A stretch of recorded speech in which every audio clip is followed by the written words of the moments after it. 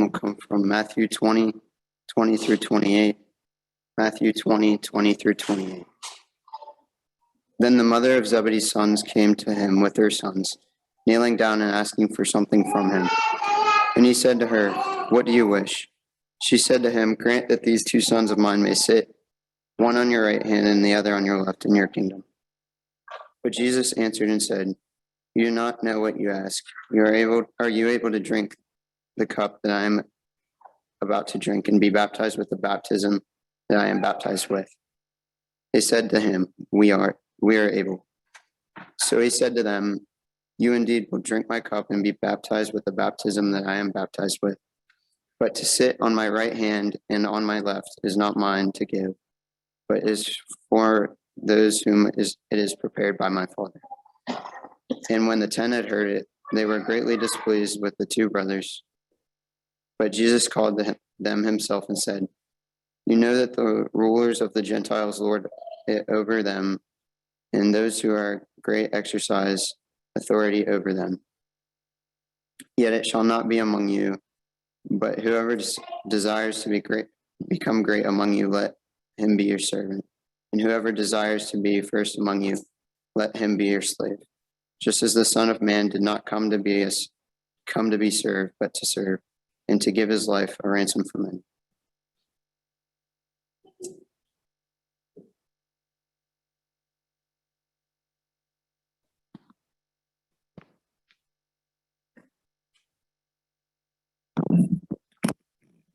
Good morning to everyone. Certainly good to be with you, and very exciting times for the Lucas family these days. Got to go up and hold our granddaughter yesterday, which was really exciting, a new experience for us. So I said it's been a long time coming, not so much for her delivery, but just having a grandchild. So it's really exciting for us. The lesson this morning is of entitled Get Service. And I'll explain that a little bit. Hopefully, if technology cooperates, I'm going to show you a video that I watched. I think I've mentioned to you there's some folks in the workplace that we get together on Fridays and we have just a general conversation. It's men from various religions and faiths, and one of the men sent a video in. It was called Get Service, and it really had a good message. And so that's what I'm going to talk about. I even thought, well, this will be easy. I'll just go grab a lesson that I preached on, something to do with servants. And I've been preaching for 20 plus years, and I realized I'd never preached a lesson on servant. Couldn't find a single lesson that I'd done that talked about being a servant and what it really means. That's really what I want to talk about today is what it means to truly serve others. And I want to also shout out to Josh and Kristen. Glad they're with us. I hadn't seen them in a while, so glad to have them with us today as well. All right, we're going to see if technology is going to cooperate here. It should. I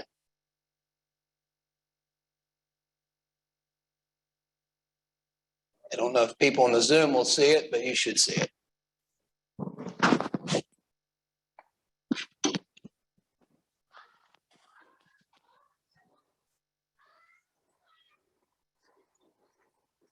Oops, I'm seeing it. You're not. This is working great. Pulling out is right there. Man, this is what he's talking about parents. If they're at home. What is it with the traffic today? It's always every day. It seems like it's always crap. I hate pulling out of here. Give me some of these dumb roads. All right, can't do it. Sorry. But this all worked out. Okay, so I'm not even here. Right.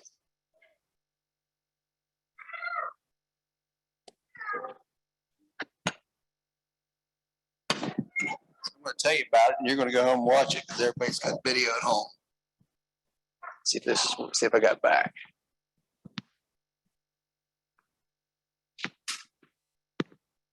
All right. So I can explain the video to you. I can see it here plain as B, but it doesn't project up there. So the idea is this guy's going, and again, if you get home and just type in YouTube, type in Get Service. That's all you got to remember. Type it in, it'll be the first video that jumps to the top. In the essence, the guy is driving a typical day. Somebody cuts him off on the road and he starts complaining about, here we go. Young boy, neighbor boy runs across the street as he's backing his car out. He says, why is he always not paying attention? And so his morning goes from there, goes to the coffee shop. Somebody jumps ahead of him in line at the coffee shop. He's like, here we go. Yeah, don't worry about me. I'm just standing here in line. Don't pay attention to me. And then the video is really about this guy seeing people and seeing things and just really complaining about everything.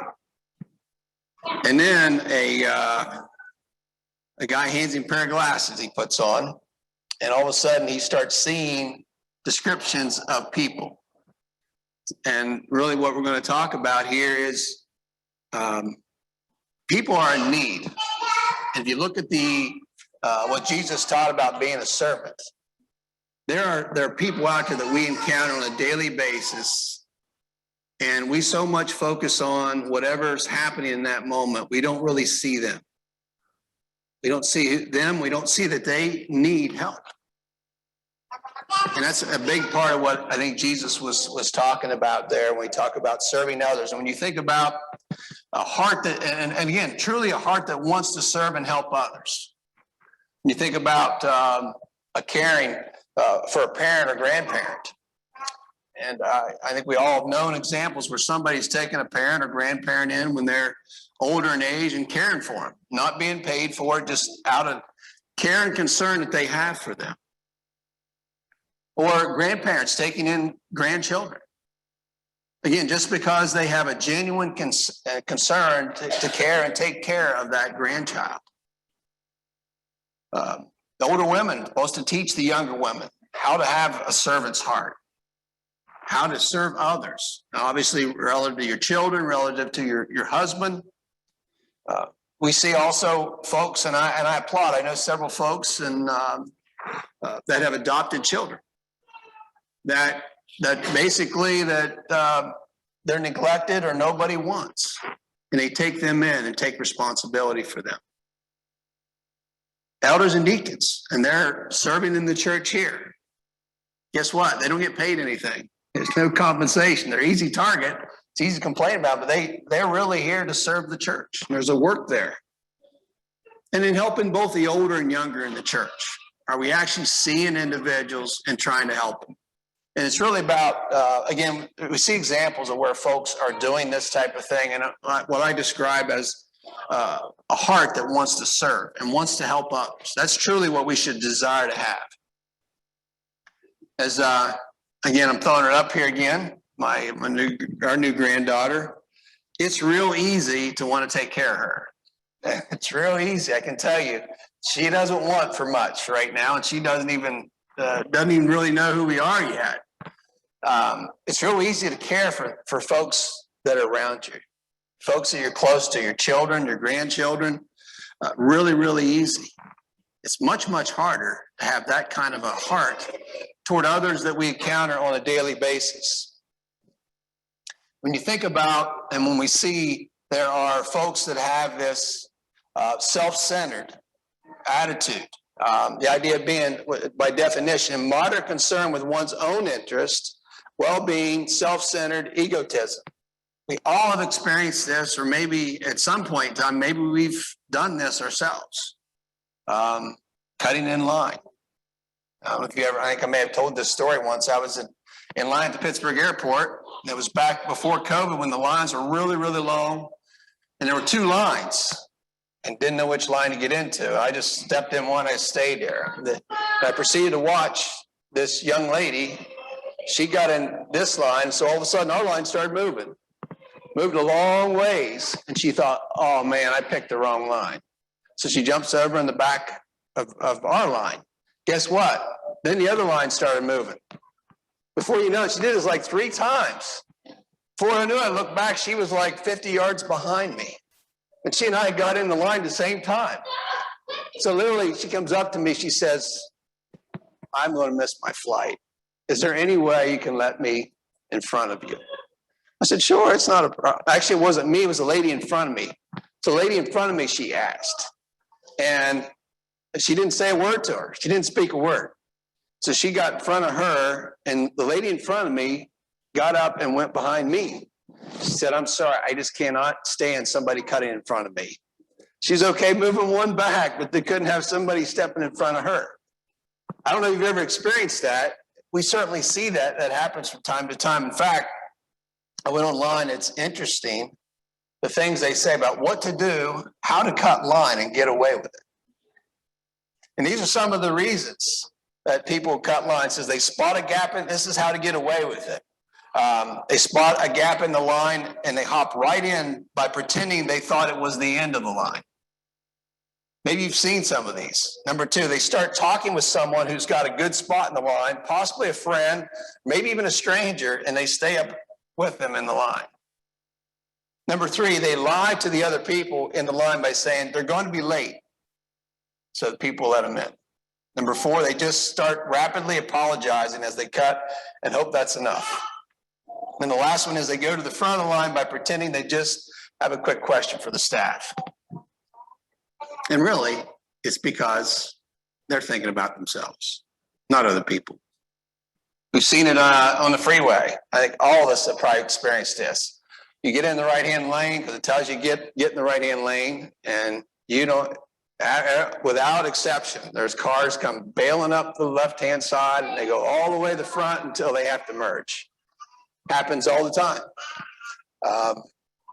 Misbehaving child. Why doesn't somebody take that child? Don't they know that this is a big distraction for me? I can't even hear the lesson. Well, you take that child out here because it's a big distraction for me. Just worried about us, right? Not concerned about what's going on there, what's happening with the child, or what the mother, maybe or father, dealing with that day. Restaurants, waiting on food. How many of you sit down and you kind of track when you sat down versus somebody else sat down? If they get their food ahead of you and you sat down 10 minutes before they did. And then the other one is avoiding certain people that like to complain all the time. We all experience this frequently from time to time. And what happens a lot of times is we take it out on other people, don't we? It's actually very fortunate that we got Cassie actually was a waitress at Olive Garden, and she would come home and just tell us these stories about how people treated her. Wasn't anything she did. Wasn't nothing she did. If anybody got to know her, they know she's got a heart of gold, sweet as can be, and yet people were treating her in a way that was just disgusting. And I wonder, even for us, when we see people, do we truly see them for who they are? And this is really about this idea of having a servant's heart. And we'll touch more on this, but so easy to focus on whatever action. They spilled your food or they got you seated late, and not see how they're struggling too. They've got struggles. They've got difficulties. They need a smile. They need an encouraging word. We need to truly see people. And in this video, it did a nice job of, the guy was focused on whatever was not done right for him, and then it had a picture across the person said, no real father figure, or this person when you see what this person's experiencing, they're struggling with addiction. There's people out there struggling with addiction. There's people who've lost close friends, struggling with depression. Don't know if they can make this month's rent payment. A single mother just trying to make a good home for her 3 children. Or someone dealing with a serious health issue. And we don't see that, right? Jesus had the ability to look in and see people's heart. He knew what they were struggling with. We don't have that ability. But I'll argue that we're not looking for it. We're not truly seeing people. We're just seeing that moment where maybe they did something or said something or made some mistake, and that's what we focus on. And so we have this frustration. We have this, I'll say, anger toward that person. But if we really knew them, I think we have a whole different attitude. They need healing. They need love. They need purpose in life. We have that. We need to share that with them. They need Jesus. Jesus said, come unto me, all you that labor and heavy laden, I will give you rest, in Matthew 11 and verse 28. So are we truly seeing people? We're going to notice things that we need to have in terms of illustrating a servant's heart. The first one is our attitude. And there's a bunch of these pictures on the internet. You see somebody before they're smiling and after they're smiling, and just how it changes. If you ever meet someone and like this man, if you saw him in the top picture, you'd be a little bit unnerved about him. Smile, and all of a sudden, okay, this is a nice guy, right? Friendly person. But our attitude is extremely important. What's your attitude when we meet people on a day-to-day basis? In Matthew 12 and 35, it says, a good man out of the good treasure of his heart brings forth good things. An evil man out of the evil treasure bringeth forth evil things. So you think about what good things are. What are these good things that we can be giving to others? I just listed a few. There's obviously a lot. And most importantly is sharing the word of God, sharing the good news about Jesus, but even just smiling when they're struggling. Sharing a smile, maybe saying something kind to them, a kind word, willing to give your time. I ain't got time to deal with this person. I'm just going to ignore them or not help them out. Truly serve them. And the other thing that it talks about in this verse, it comes, brings forth evil things. It talks about it coming from the heart. That's really the important part. You've got to have a heart that wants to help others. And that many times is what's missing. We need to see people who are hurting, who truly need sympathy. As I mentioned, it's real easy to me to love Emmy. But we meet people on a day-to-day basis. Do we really care about them? We see them struggling. We really have a heart that wants to be kind to them and try to lift them up. So attitude is very important. We must serve others out of love. Matthew 22, 36 and 39 says, Teacher, which is the great commandment of the law? Jesus said unto him, You shall love the Lord your God with all your heart, with all your soul, and all your mind. And this is the first and great commandment. The second is like unto it. You shall love your neighbor as yourself. On these two commandments hang the law and the prophets. So we must have a heart that loves. That loves not just those that are close to us, but loves our neighbor, loves those that we're around on a day-to-day basis. We got to be aware. So many times we're not paying attention. This is actually something I don't say entertain, but I enjoy. I watch people. Even when I'm in a restaurant, you're sitting down and we'll be talking, have a conversation, but I'll see certain things, or even the waiter or waitress, and you just kind of observe things about them. And so many times people need things, or we just don't see it. There's windows there that God presents to us on a daily basis, and we don't jump through them. We're not looking for those opportunities to help others. So we think about, we need to be aware. And we see some, it's obvious when a lady's got a big bag of groceries trying to you see that video and she needs help. That's an obvious one. There are a lot of other people struggling. Romans 12, 6 and 8 says, having then gifts differing according to the grace that is given to us, let us use them. If prophecy, let us prophesy in proportion to our faith. Or ministry, let us use it in our ministry. He who teaches in teaching, he who exhorts in exhortation, he who gives with liberality, he who leads with diligence, he who shows mercy with cheerfulness. What that's saying is, however God has blessed you, use it. Help others. Maybe God's blessed you financially. Maybe God's given you the ability to, and I think I listed out here, Sue loves to cook and she shares that with others. Like I said, maybe you've got money and you can help others in that. Maybe it's time. Maybe it's you're really handy and you can fix things. However, we can use our talents to bless others. We need to look for those opportunities and be aware when they are there in front of us. Titus 3:8 says, this is a faithful saying, and these things I want to affirm constantly, that those who believed in God should be careful to maintain good works. These things are good and profitable to men. And so here we should be looking for opportunities to do good. Again, beyond just our immediate families, how can we be aware when there's opportunities for us to do good? We need to be focused on the needs of others. Philippians 2:3-4 says, let nothing be done through selfish ambition or conceit, but in lowliness of mind, let each esteem others better than himself.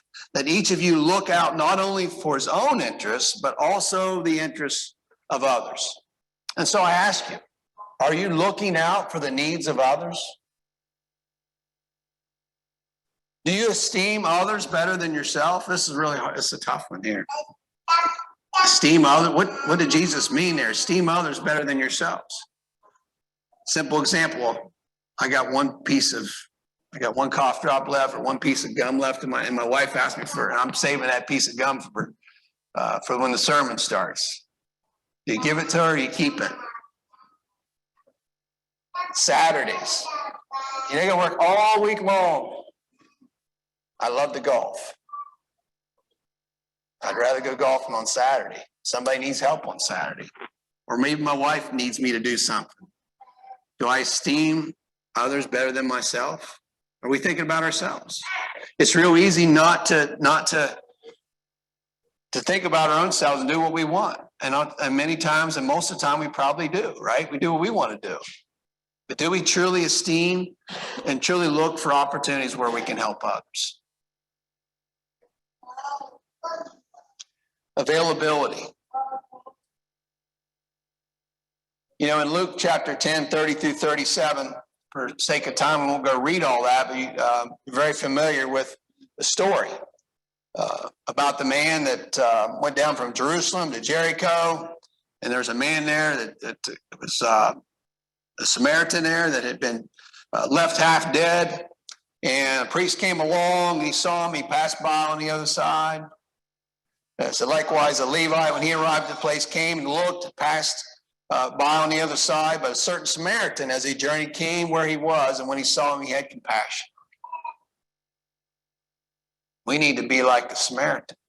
We need to have compassion on those that we see and encounter on a daily basis. Not look just to pile on, right? When somebody's having a bad day or somebody doesn't serve us in the right way or somebody does something to us, we're looking to lay the hammer down. But he had compassion on him, and he gave him money, and he took the time out of his busy schedule to take care of him.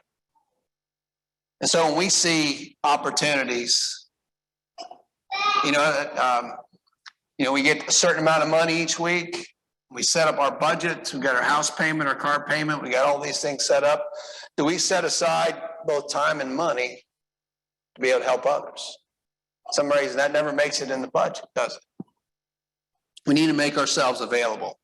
And finally, we need to be willing to take action. I was hungry and you gave me food. I was thirsty, you gave me drink. I was a stranger, you took me in. I was naked and you clothed me. I was sick and you visited me. I was in prison and you came to me. When we see folks that are in need, we got to do something. As Jesus points out here, we see folks out there who are needing things. And it's not just money, and it's not just food. Sometimes it's the story of Jesus. Purpose in life. They have no purpose. They're struggling mentally with life. But certainly when we see someone has physical needs and we're able to help them, we need to help them. Folks have, as I mentioned, emotional needs. Rejoice with those that rejoice and weep with those that weep. We need to be engaged emotionally with those of the world and among ourselves. And so when we see opportunity to try to help someone out, encourage them, somebody does good and somebody's got something good that happens to them, we need to be the first one there and congratulate them and rejoice with them, even no matter what our situation might be, or somebody struggling, like Mary's struggling real hard right now with some things right now. And it's so easy not to be the one that goes in and try to lift them up, encourage them. But we need to do that, as Romans 12:15 says. And most importantly, we need to meet spiritual needs. You talked a lot, it's so easy about, when you look at the world and these examples I've listed, to talk about money and finances. But truly what most of the people in the world need, it's spiritual. They don't have purpose in life. They don't know where their life is going. And so we think about spiritual needs. Babes in Christ need to be established. In 1 Peter 2 and verse 2 says, as newborn babes desire the pure milk of the word that they may grow thereby. And so we have a lot of new young Christians in here. We need to be an encouragement to them and look for opportunities to lift them up and encourage them. I hope after services, when the closing prayers were, you're seeking these folks out, at least saying hello to them and making sure they're staying strong and everything is good with them. There's folks that are going to struggle. There's just times that life gets a hold of us, and these folks need to be exhorted. Hebrews 3:12-13 says, beware, brethren, lest there be any of you a heart of unbelief in departing from the living God. But exhort one another daily, while it is called today, lest any of you be hardened to the deceitfulness of sin. You know, sometimes people are struggling spiritually. The whole world gets a hold of us, and our faith is tested. And the exhortation here is that we need to daily encourage these folks.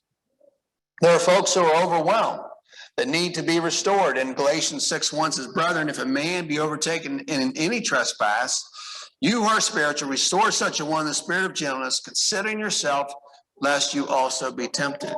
And so we see folks that have fallen away. It's so easy to give up on them and say, I've tried. Or, that sin got a hold of them, pulled them away, but we never make a phone call. We never reach out to that person. And the unfaithful need to be rescued. James 5:19-20 says, brethren, if any among you wanders from the truth, and someone turns him back, let him know that he who turns a sinner from the error of his way will save a soul from death and cover a multitude of sins. And so we see sometimes, again, the world will pull a brother or sister away from the truth. We need to reach out and help them. So when you think about all these points that I've made today, it's really about seeing people, seeing the struggles that people are going through and looking for ways to how you can help them in whatever way it might be. That's a servant's heart. That's a servant's heart that we need to have, is looking at others, truly seeing other people, and how can I help them?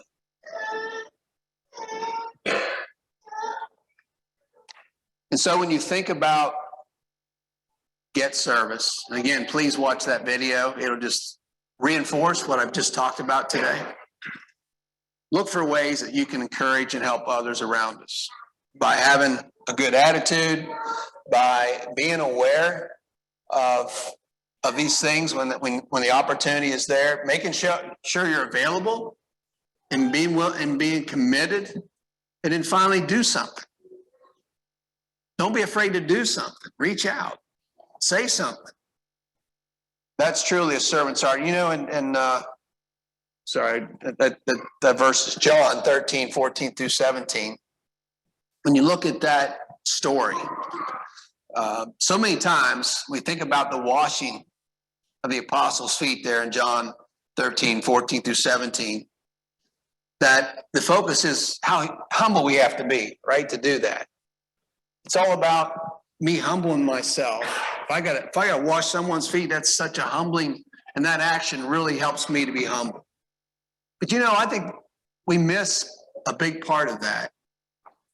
Imagine the person that's getting their feet washed now. Put yourself on the other side. Imagine somebody humbling themselves, getting down and washing your feet. And obviously that's a very simple illustration, but it drives home the point that I want to make in today's lesson. That person's going to feel, this person humbled themselves and did this for me. What's your feelings toward that person? that person loves me, cares about me, really is willing to do what you wash somebody's feet, you're willing to do about anything, right? That's the attitude that we need to have, a true servant's heart. That's the attitude Jesus had. He could see people and that they were struggling. We need to see people as well and have a servant's heart and be willing to serve them. And so the lesson's yours. So when you go out today and throughout your week and throughout your life, look for opportunities to be a true servant, how you can help others in any way that you can. And now we leave, last part that we want to close with is, if you're not a Christian, why not? You've never been baptized, come this morning, believe in Jesus, repent of your sins, make the great confession, and be baptized with him. Jesus left an example, how we are to live. And you know what? I don't know if you have a purpose right now. You feel maybe you're lost and struggling. One of the beautiful things about being a Christian is life becomes very simple. Your purpose will be clear. It's to serve God and serve Jesus and work toward that home to go to heaven. That's what we want to be as Christians. So if you've never been baptized this morning, please do that. And maybe you've been baptized and just haven't been living the life you should. If there's sin in your life and you want to make that right, or if we can assist you in any way, please turn your psalm books to Will You Not Tell Him Today. With that, we can help you in any way. Please come while together we stand and while we say.